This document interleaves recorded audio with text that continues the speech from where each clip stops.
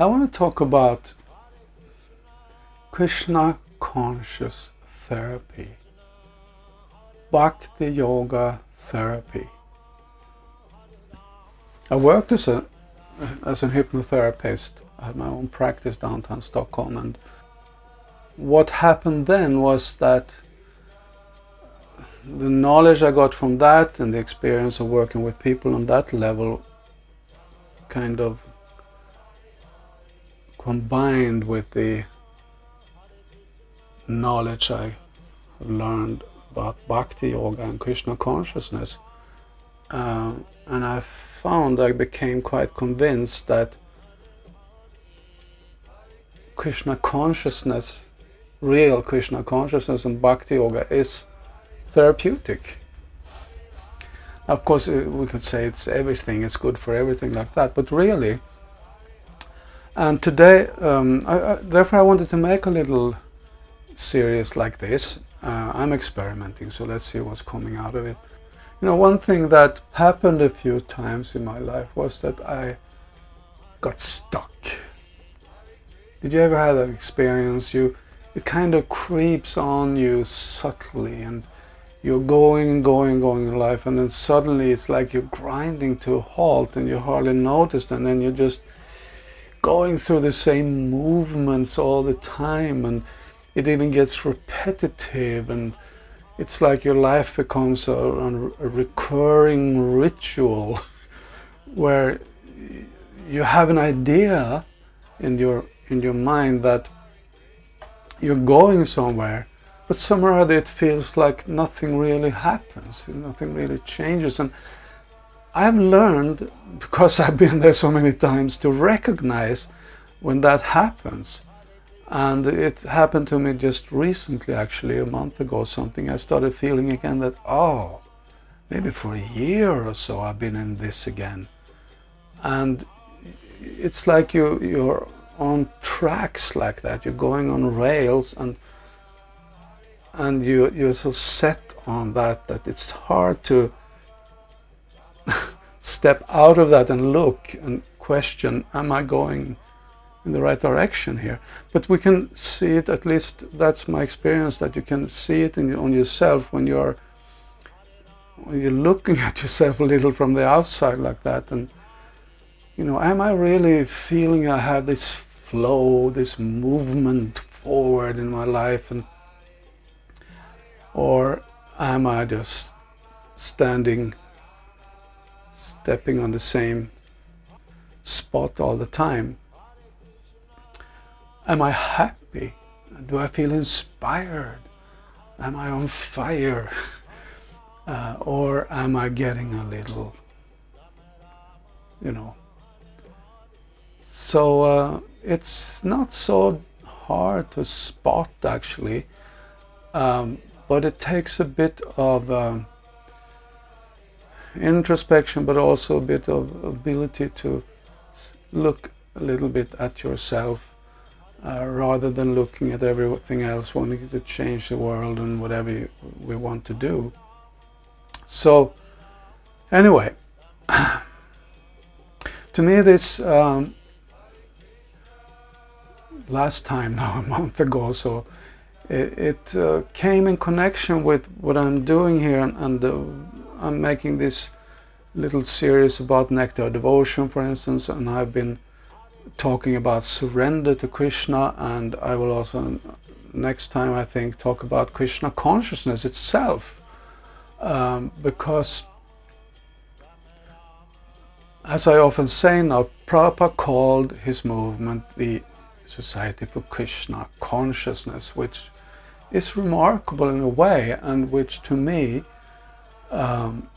signals, gives a hint what he actually thought was most important, because that's really what Bhakti Yoga is, Krishna consciousness.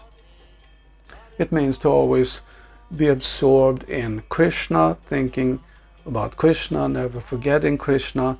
Prabhupada, he mentions in the Nectar Devotion that this thinking of Krishna, never forgetting Krishna, he quotes the, I think, Padma Purana and Rupa Goswami, and he says that this is the most important of all rules and regulations, and all the other principles are embedded in this principle. Always think of Krishna, remember Krishna, never forget Krishna. So that's where I want to start this therapy with Krishna consciousness. Because when I worked as a therapist, people came to me and they wanted to stop smoking, they had some anxiety or some phobia for something, or they were just depressed.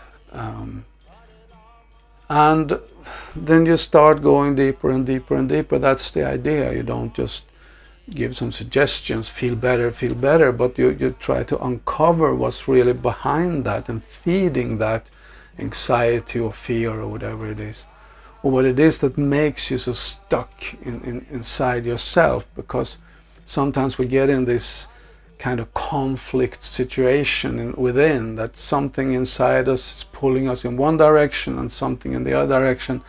And of course this is basic Freudism. But it's just the fact that sometimes we have that, and I met such people all the time. But when you go deeper and deeper and deeper, and you take off one layer after another, you peel off the onion peels like that, then you get down to deeper emotional things and childhood memories and all that. And I used to work a lot with previous life regressions, because it's actually not so hard as one may think to just continue beyond childhood, going back to some important event in this life or another life which is very important for you, what you want to deal with here and now. So I found this very fascinating, especially. But then I also realized that the deeper you go, because when you are a devotee and you see the self, the Atma, as the actual core of our heart, so to speak, the heart of the matter, then you won't stop in some mind level, but you just want to go all the way. So to me this became a kind of an existential therapy rather than hypnotherapy. And then I kind of closed my practice, and when the kids came I needed therapy. I was stressed out, and so I got some other job. And I also felt a bit uncomfortable with actually charging for this, because I feel that this was like a service to people who needed it, and they should rather give a voluntary donation or something. So I needed to think it all over, and I'm not sure how to proceed with that, but here I am, because I thought actually you can use media for this too.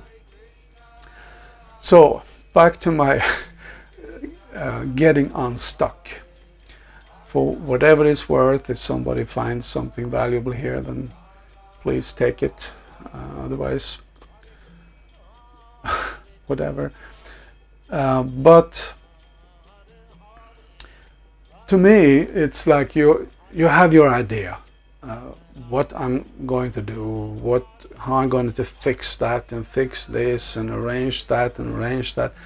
And you know, I remember in the past also, and we often had these programs. It's like you just make a program. Now I'm sometimes programming computers, but it's a bit the same. You make a set of rules or procedures that you just then run through. So every day you have a program. Of course, we had this sadhana, which is basically like that. But we should remember that the sadhana is simply a beginner's training, you could say, to go through the external procedures in such a way that one's mind is gradually becoming Krishna conscious. But it's the Krishna consciousness that matters. That is the point of it all, not those activities, not the programs and the rules and the principles and the work and all that. That's why Prabhupada called it the movement of Krishna consciousness. And I want to talk about this in another program about Krishna consciousness and how it is the most important essence of Bhakti Yoga. But for now, the therapeutic value of Krishna consciousness. It generally happens so that you go on, when you're stuck like that, you go on, and then you kind of, it doesn't work, or things start to fall to pieces around you, and projects fail, and people don't like you, and the signals get very clear after a while, and some they see the signals, some they stubbornly go on and don't see them, and I'm pleading guilty for having done that a few times. But then at one point, and that's I think Krishna's mercy, you just can't go on anymore. You get really stuck. You may get sick, or you may go completely wiped out, completely out of power, or you may just find yourself completely alone, or whatever. So at that time, what do we do? Well, I tell what I do, and there's the only thing you can do is just, Krishna, please, Krishna, I'm yours, just surrender, I give up. And at that time, when you do that, you just let go, and you know, it's a feeling, it's like something you do a little deeper each time. I think you reach that point. Something goes like, oh, another rock fell off your heart, a little opening up, a little more light pouring in there through that hard shell. And then as you do, then you go like, okay, Krishna, just do whatever you want with me. I don't care anymore. Just use me, whatever you like. Just let me know what you want me to do. And at that time, things start to happen sometimes. It's like Krishna comes into your life and he starts taking over.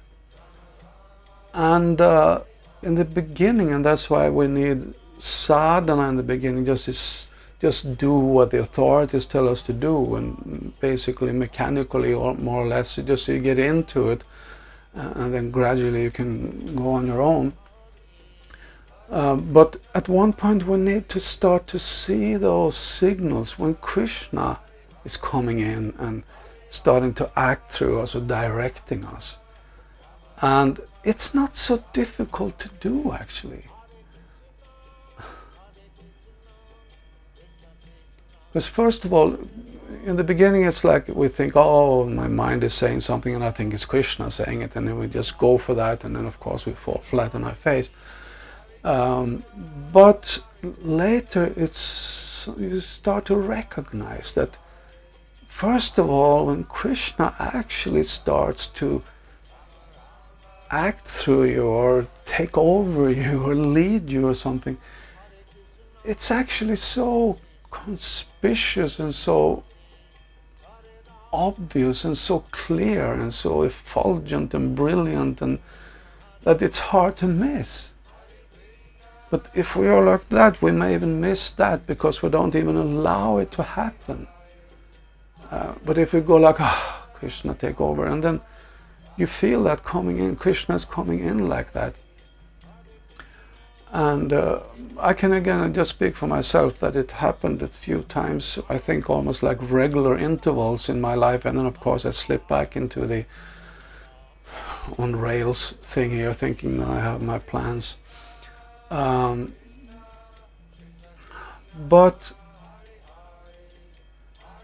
And I tell you what happened this time. For me, it was like I've been working on, I wanted to use media for spreading Krishna consciousness. And I've been working on it for like 10 years. I've been writing, I have thousands of pages, books. I could make several books, and I have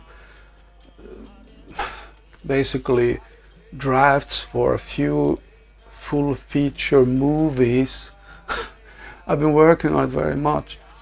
And I didn't really know how to get going with it, because I can't make a movie, and maybe books are not that big anymore, and I tried to make an animated little simple film, and then I realized even that is a big work. So I kind of got stuck. and I started to lose my energy, and I just didn't get anything done really. It's like I was again just standing there in one spot. So then I thought maybe I should just use YouTube.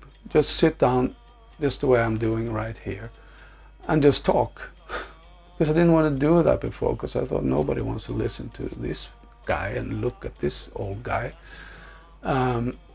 Which I also heard several other devotees have the same doubts about themselves. Therefore they don't want to become YouTubers. But few have started thinking about it. So let's see what comes up. But then I thought, anyway, I don't care anymore. I just make this studio here. I sit down here and I just talk. And I like it. And I realized I'm not doing all the fancy things, the professional stuff with animations and this and that, and running around with film teams and lamps and cameras and scripts and all that. And it was very refreshing, and then I realized that it was as if a new venue opened for me. It may be hard to understand for others, I don't know, but it's just an example. So the point is that we should take this Krishna consciousness to heart. And I started talking about this therapy, and what I learned personally from doing this, working as a therapist, like that hypnotherapist, was that you also learn to do it on yourself. Self-hypnosis, as they call it, which is really about deep relaxation and going inwards, deeper and deeper and deeper inwards, rather than always being out here fixing and fixing, which we tend to do. We are very conditioned by this Western external idea about life and the world. But actually, the world, the real world, is in here. It's the soul, it's the Atma, the Paramatma. It's the life that is reality. This out here is Maya, it's just a dream illusion. So that kind of switch of perspective came when I worked with this. And it was, to me, a very profound insight. And it really also meant a lot for my japa, for my chanting, which I will talk about in another episode here, because it became more internalized, not just a matter of numbers, living by the numbers, 16 rounds and all that. Of course, that's very nice, that's very good, but you should listen to those 60. You should listen to the Maha Mantra, not only with the ear, but deep in there with your soul and heart. So if one goes in like that, you can just try it yourself.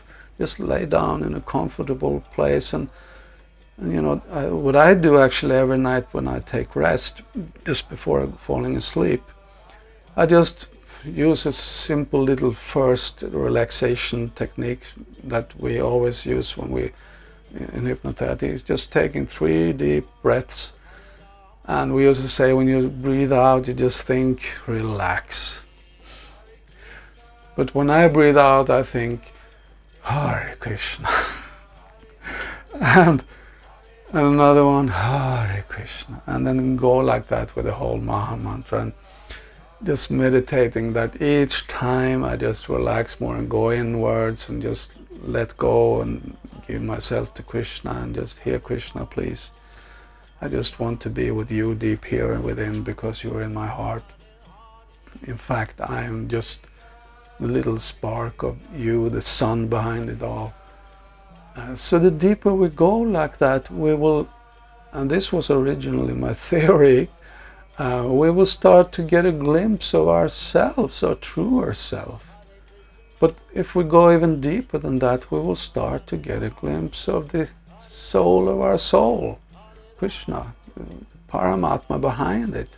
It's very hard. You may think you cannot see Krishna, he's transcendental, but I say the opposite. It's very hard not to see Krishna once you start to go inwards, because it's quite obvious that everything that we have that is nice, intelligence and beauty and love and all that has a source, and that source there is more obvious than our existence. We may think that I'm quite clear that I exist here, but God, I don't know. But I say the opposite. God's existence is completely clear and evident, and you can't avoid it. But me, I'm just a little firefly in front of the sun.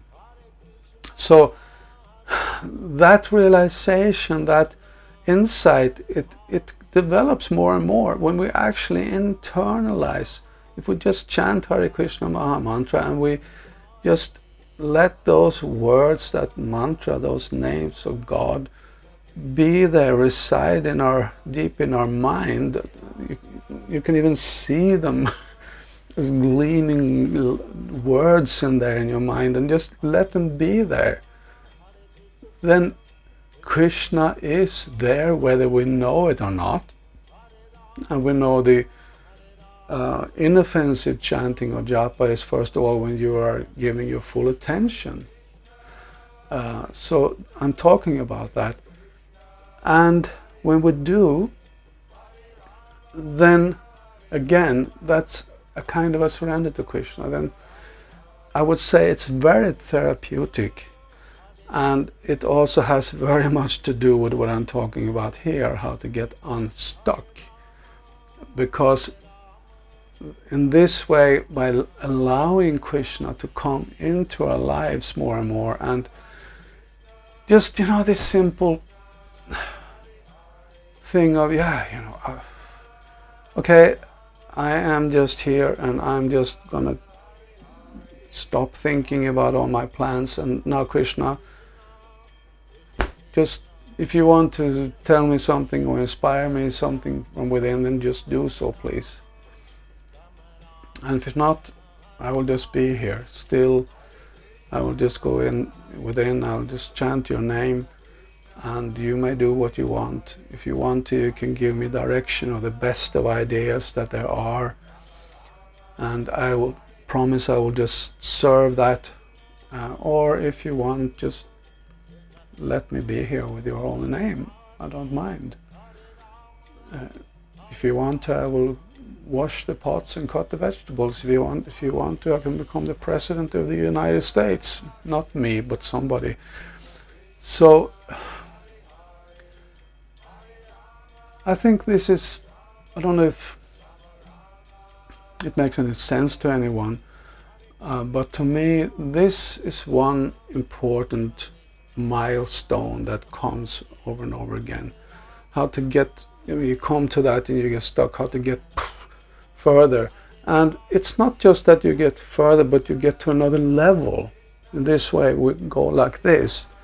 And at least to me this has been my life in Krishna consciousness. Krishna, I make one foolish thing after another, and Krishna just makes me stuck there, and I've had to go the other direction, and Krishna takes over for a while, and it goes like that. And eventually, I guess, one is supposed to learn to be like that all the time, and which I would call being surrendered to Krishna, which we are supposed to be one day, right? Even me. So anyway, that's a little bit of a taste of what I want to talk about in this particular series of Krishna conscious therapy or Bhakti-yoga therapy. Thank you very much for watching and listening. Hare Krishna. And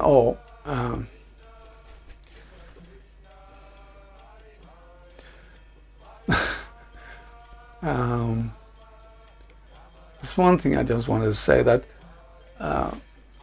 I'm making these videos a little bit experimental. You see, I'm trying this thing here about the therapy, I try the other thing about nectar devotion. I basically do what I like to do, because it's inspiring and fun, actually, not to be too stuck. But I would really appreciate some feedback, much because I am experimenting, I'm trying things, and I absolutely don't mind criticism. So I'm inviting everyone here. I would really appreciate it, because I will learn a lot from it, to write some comments and say what you think. And this is your chance to be a fault finder, legitimately. Be a fault finder all you want, all you like, and just find faults. Tell me what you think doesn't work. Is this guy too boring? Of course I'm talking too long, I know that. Is he ugly? Is he whatever? Is he talking like he's saying you know too much, which I do? Whatever is going on, why do I only want to look 3 minutes instead of all the time? What is it that makes me click on something else? This is very important. It will give a clue, I think, not only to me but to others who do the same thing as I do. Maybe so, but I volunteer to be the scapegoat, the one you can beat on the head, not just saying it's good, it's fine, but rather really, because I'm interested in how things work on YouTube and in social media, what makes people. I know that many people who scroll through, browse through Facebook, for instance, they are used to, and I'm so too, used to just looking at short little things, not to suddenly be sitting watching a video like this. And I know hardly anyone will look at this, what I'm saying now. But I don't really mind so much, because first of all, it's something I like to do, and second of all, maybe one person will look at it and get something out of it, and third of all, I realized one thing is that this will stay here. I don't know how long time, maybe 10 years, 20 years, 100 years, I have no idea how long these YouTube videos will hang around. So it's a fascinating media, this. Sometimes I feel, as I think some of us who do these YouTube videos feel like Prabhupada talking to the walls, which I'm actually doing here. It's just me on the walls and the camera. So, but I would really appreciate that, if you have time, just a short note. And if you think it's too embarrassing for me to have others seeing, then please just drop me a message. And maybe others who do this would also appreciate that, but then they will have to tell you that. But I do. So please, constructive critique is very welcome. And if you like something, and this is not just about me, but I think in general, on these social media, don't forget that if you like something, please share it. Don't just click like, because when you click like, there's just a little like there popping up.